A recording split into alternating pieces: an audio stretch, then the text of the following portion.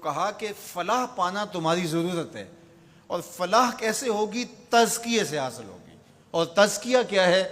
तज़किया तुम्हारे बातन की सुथराई का नाम है, अंदर की पाकीज़गी का नाम है, तुम्हारे दामन की इफ़्फ़त का नाम है, तुम्हारे ख़यालों और सोचों की तहारत का नाम है, तुम्हारे तर्ज़ मुआशरत की खूबसूरती का नाम है, तुम्हारे अंदाज़े हयात की नुदरत का नाम है, तुम्हारी ज़िंदगी का जमाल तज़किया है, खूबसूरती तज़किया है।